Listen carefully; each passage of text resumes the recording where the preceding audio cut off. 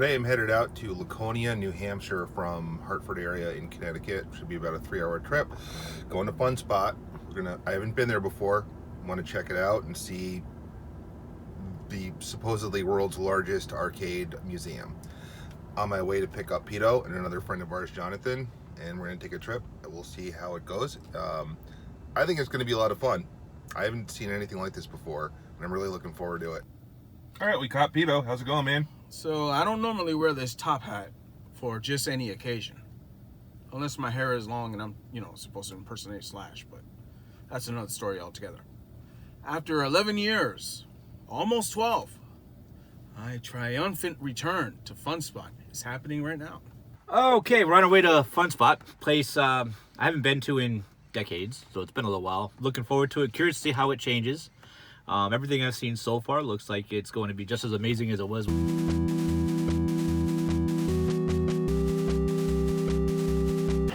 right, we're here at Funspot. We made it. We came 3 hours from Connecticut. We're going to play some games and have some fun.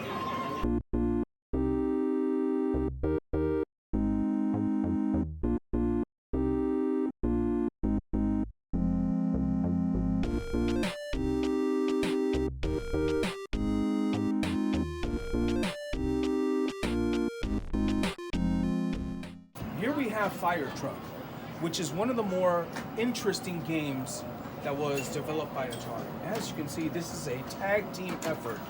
You have this wheel and that controls the ladder side of the truck. That would be the tiller, Pito. Indeed. And over here, you have the forward side of the truck. So it is an interesting concept, and I believe it is the only arcade that has a control where you can team up with your buddy and have driving shenanigans, and both of you have control of the wheel.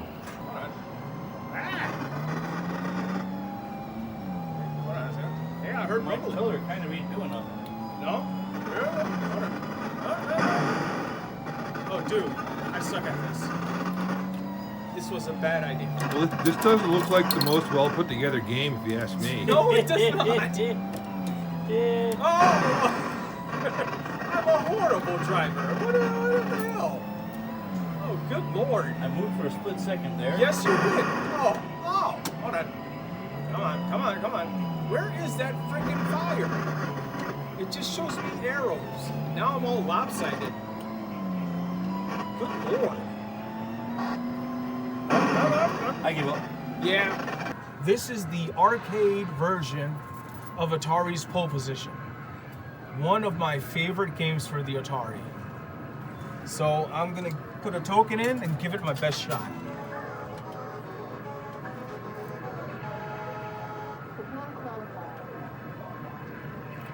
This brings back so many memories.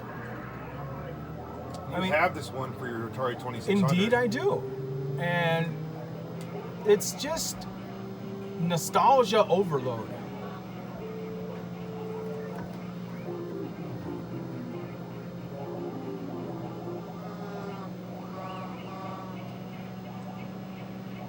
So I'm gonna try to focus. Damn, ran into the sign. Okay, I can overcome that. I probably won't get the top 5, but maybe top 20.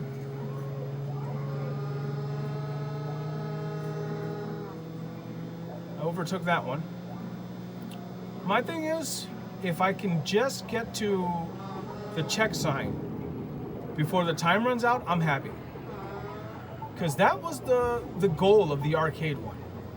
Just to get as high of a score as you can and, just enjoy the game for the time you have left. As you can see, the clock is ticking.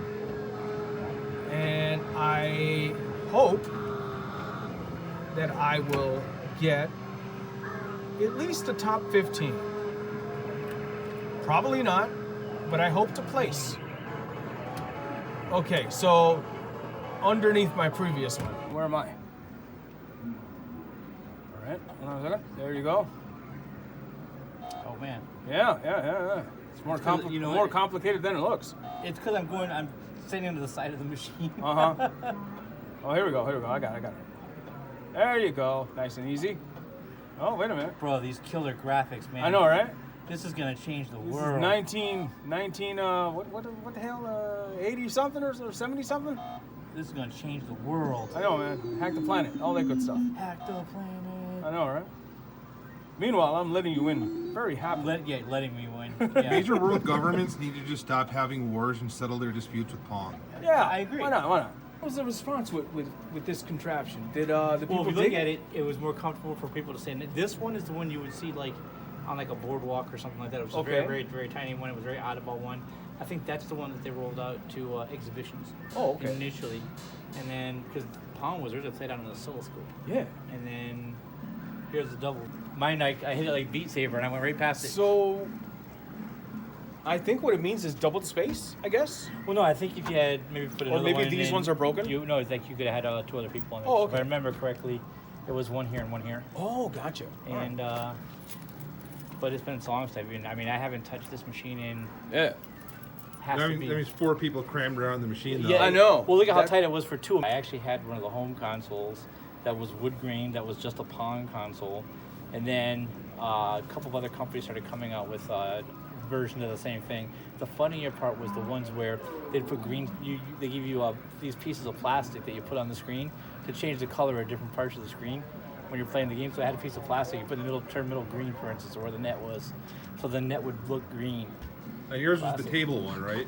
Mine was the table one with the little, the first one I had, you both had the huddle around the little plastic thing because they didn't have any paddles that were removable. And then I had another one, I want to say it was like Magnavox or something like that, or one of those, something like that, that you actually have the wire you can pull out and you actually sit next to each other instead of huddling up all together. But then you ever see the other one, the modern one, is pretty neat where it's all 3-dimensional. They have it at some place, like Dave & Buster's has it, where it's a modern take on the original one, and what it is, you're actually moving a 3-dimensional paddle. Mm-hmm. And the ball is actually floating around. When we were there, it was too busy. And I think that one was 4 players also, and there was only 2 of us. Looking back at it, I mean, the fact that we're celebrating the 50th anniversary of Atari is pretty interesting. Yeah. Because, I mean, like I was telling you off camera, I grew up in the perfect time to play some of these games and see all these games coming up and suffer through the crash of '83 and everything. But after '83, everything was kind of slow. And then all of a sudden, boom, some of the cooler games from some of the other companies like Taito started doing more stuff. Valley Midway started doing more stuff. And of course, how much more badass can you get? I mean, come on. That right there is fantastic. Here's another one of my favorites. I mean, I cannot believe, so this was '84, so I'm talking like 36 years ago, when Marble Madness had come out. And I remember this game well because it was one of the first games after the video game crash that I was really getting into. And even though it wasn't a relatively long time difference from before the crash to after the crash, but it totally leaps and bounds made this more interesting. The coolest thing about this game is the real-time physics of the ball, where you're trying to spin the ball and control the direction of the ball. I'll pop one in just to, but I mean, this was so cool when it first came out. Not to mention, the other thing about this that was really wild, they used like new age music that, I mean, this was when Chariots of Fire was out, so the music actually sounded almost like Vangelis had produced it and everything. I mean, the real-time physics on it was pretty neat. And before the crash, we didn't really have much of anything kind of like this. And then I've got this game on several home versions. So I've got this for Sega, I've got this for PC, amongst a whole bunch of other games, systems. And it was, even on all those systems, they managed to do a very decent job. On some consoles, the way this game was a little bit more difficult to play because you didn't have the trackball. But I mean, it was just real-time physics was awesome. The game that reminds me of with good physics in it was Joust. And Joust had, you know, you're only making the bird move by flapping a game button and everything. But I mean, it was an amazing game. These were great times in the '80s. The soundtrack was amazing. Pito is attempting to beat Mario Brothers. We'll check back in with him after I play something.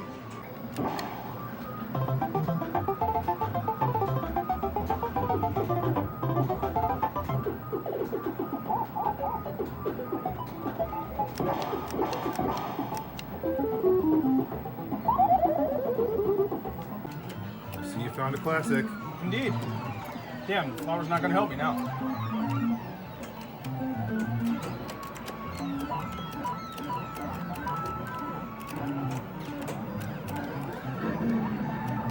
Oh, come on. just not used to playing this on an arcade. You know what I mean? NES controller is so much better than this. Your muscle memory from age 5, right? No. Age 10. I'm 47, so I would have been. Well, your muscle memory from childhood Yeah. is all in the NES controller. Now you got hand joysticks. I got it though. If I was Big Mario, I could jump up there and do the warp skip.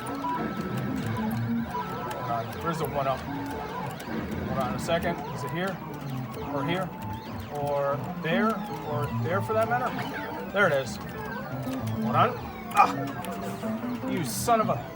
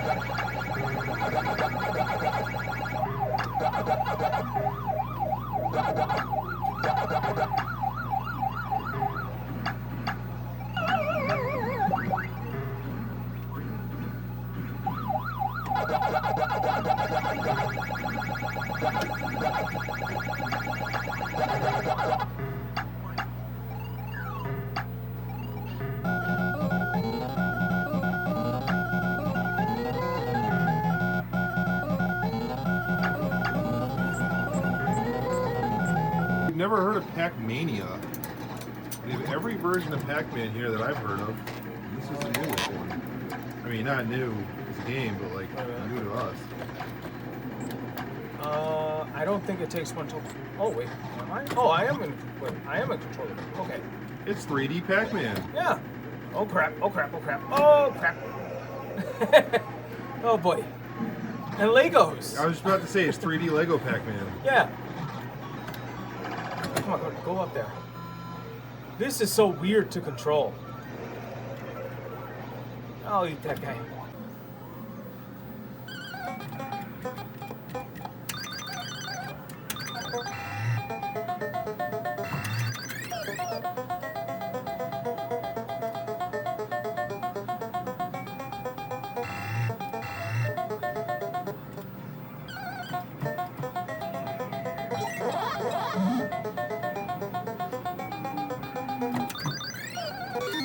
Wouldn't let me go.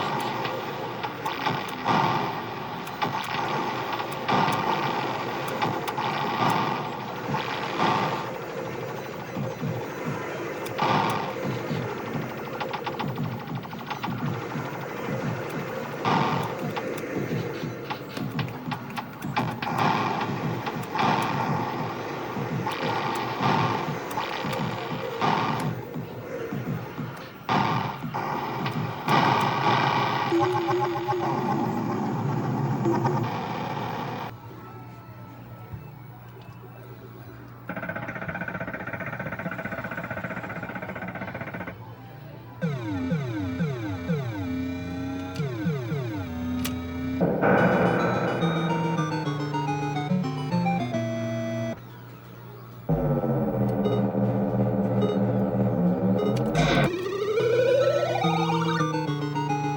don't even get what just happened. I mean,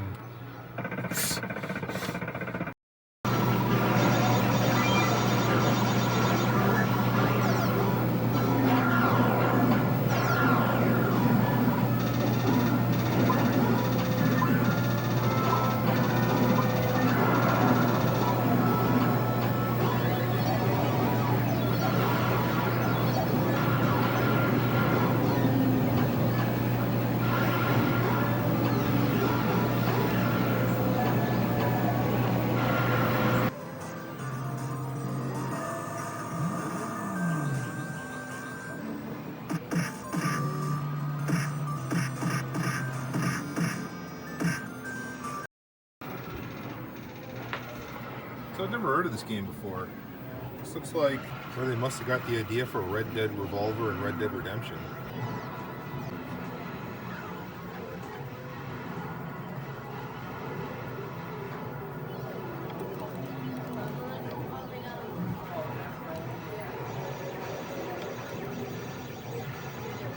This game seems to be suffering from artifacts pretty bad.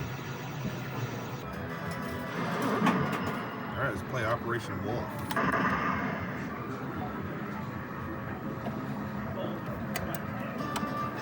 Operation initiated.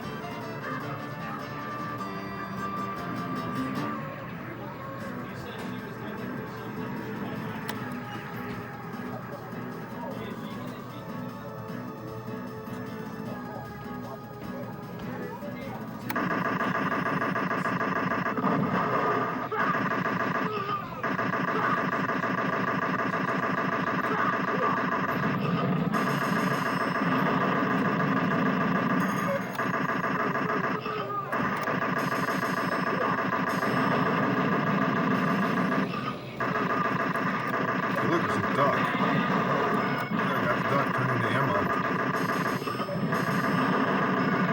Some more ammo.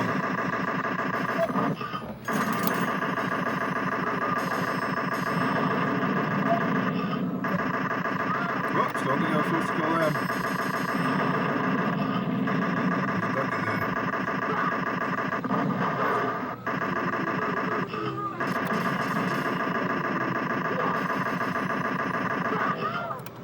Don't think I was supposed to get that. Whoops.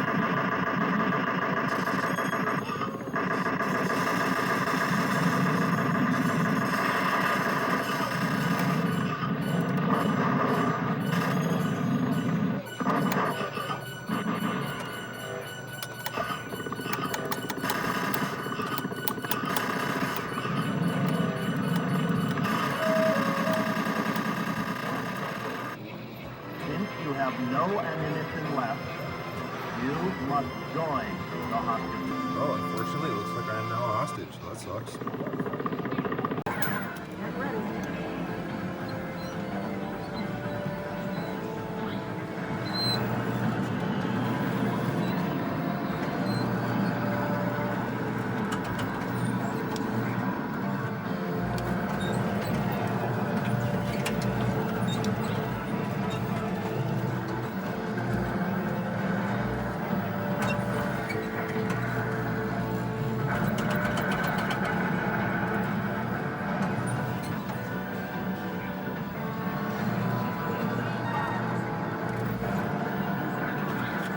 All right, well, it's been a long time since I played this before. This is it's going to be interesting.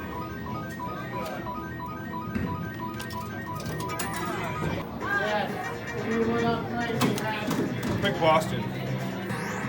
The screen is a little messed up on this, though.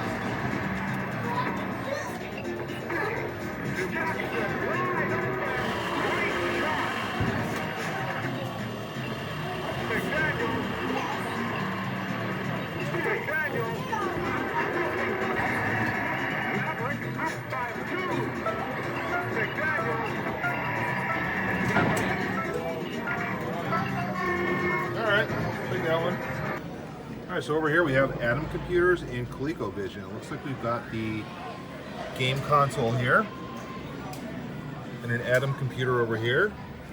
So my understanding of it is the game console is just for putting game cartridges in, while the Atom computer was a home computer. Someone thought they were funny and put a Microsoft Windows 95 sticker on there.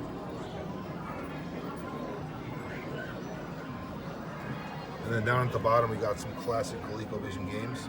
I actually had one of these when I was younger. What made this really neat was you can play games off of either a disc, a tape, or the actual ColecoVision cartridges. But in the box, you would actually get this entire setup. You get the setup with the tape drives, the printer, the floppy disk drive, hook it up to your regular TV. So the graphics were, kind of, I want to say like an Atari 400 or 800 type setup if you're familiar with that system. What was really neat though about the system was these games, you can get the most arcade accurate reproductions as opposed to, like say, the Atari 2600. Part of that was by design. Coleco would make these deals with some of these game companies to get the really good ones, and then the other companies, well, they didn't have such good luck, so they'd have access to the same material. But that's what made this a really neat system. It was the first time, somebody could really sit at home within a reasonable budget, could sit at home and use it for your home accounting, or you've got a small business or something. What's missing? Oh no, there is a printer here. That was the other thing I was saying. The printer was in it too, so you could actually do your report for school print out. It was actually pretty neat technology at the time.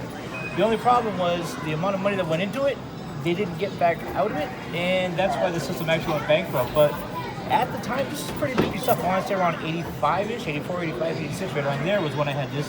But right around that time, what was a humongous leap was Radio Shack's Tandy 1000EX, which was my first Windows-based computer that I ran BBS on, and it was leaps and towers above this. So this was pretty dated technology when it came out. But if you look at the games that we're talking about before, when Jason was filming, Gorf, Carnival, Star Wars, these all actually looked a lot like the arcade game at the time. So I believe the slogan was like bringing the arcade home to you or something like that. It was actually pretty accurate.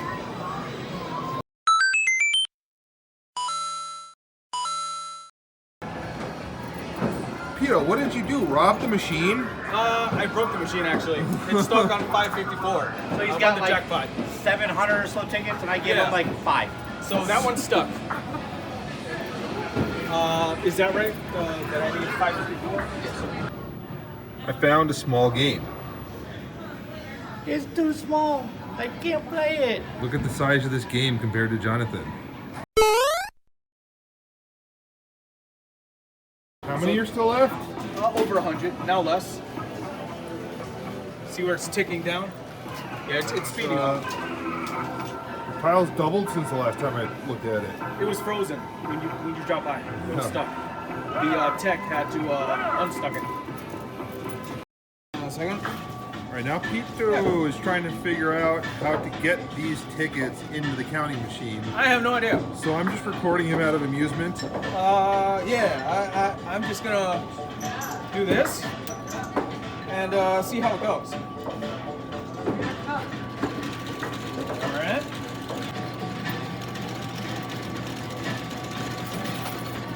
There you have it. I'm checking my pockets. Hold on. And my other pockets. There we go. 1324. Congratulations.